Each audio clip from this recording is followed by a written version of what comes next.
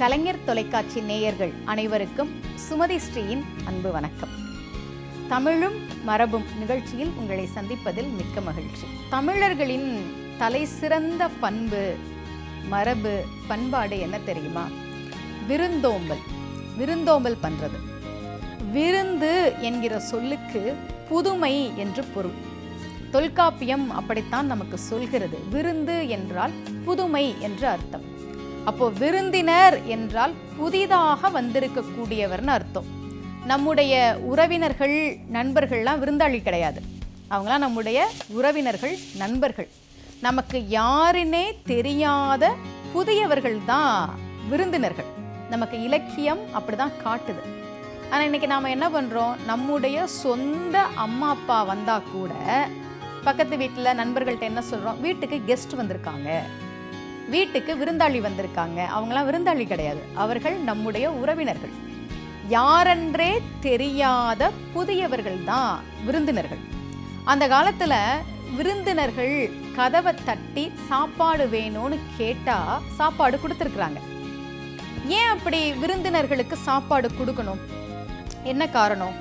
அன்றைக்கு இது போல உணவு விடுதிகள்லாம் கிடையாது.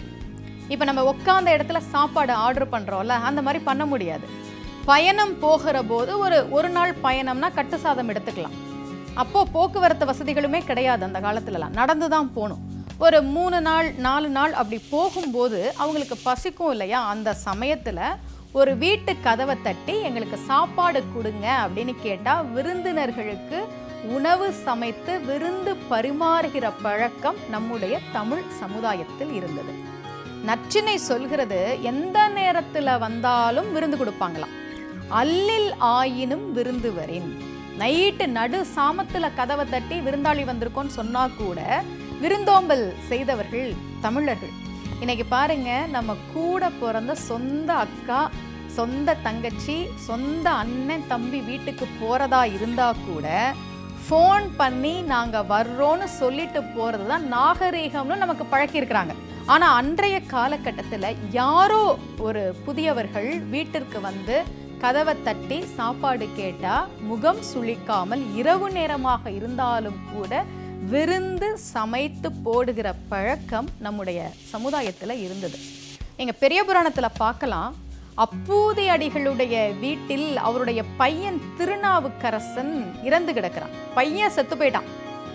பையன் செத்து கிடக்கிற அந்த சமயத்துல கூட அப்பர் சுவாமிகளுக்கு அவர் விருந்து படைக்கணும் அப்படின்றதுல தான் ரொம்ப மும்முரமா இருந்தார். அப்படியானால் விருந்து என்பதில் தமிழர்கள் எவ்வளவு முக்கியத்துவம் கொடுத்து வாழ்ந்திருக்கிறார்கள் என்பதை நாம் புரிந்து கொள்ள முடியும். அதே போல கம்பராமாயணத்தில் சீதை அசோகவனத்துல இருக்கிறா. ராமனை நினைச்சு அழுவுறா. என்ன நினைச்சு அழுவுறா தெரியுமா? நாம பாட்டுக்கு இப்படி அசோகவனத்துல வந்து இருக்கோமே, அங்க யாராவது விருந்துக்கு வந்தா அவங்களுக்கு யாரு பரிமாறுவாங்க? ராமன் திணறுவாரே அப்படின்னு நினைச்சு வருத்தப்பட்டாலாம் சீதை. விருந்து கண்டபோது என்னுருமோ என விம்மும். விருந்து வந்து அவங்க என்ன பண்ணுவாங்க என்று சீதை வருத்தப்பட்டதாக கம்பன் எழுதுகிறான். இப்படி நீங்க எடுத்து பார்த்தீங்கன்னா, இந்த விருந்தோம்பல் பண்பு என்பது நம்முடைய சமுதாயத்தில் ஒரு மரபாகவே இருந்திருக்கிறது. யாரென்றே தெரியாதவர்களுக்கு உணவு தரக்கூடிய ஒரு பழக்கம். விருந்தோம்பலை அறமாகவே திருவள்ளுவர் வலியுறுத்துகிறார்.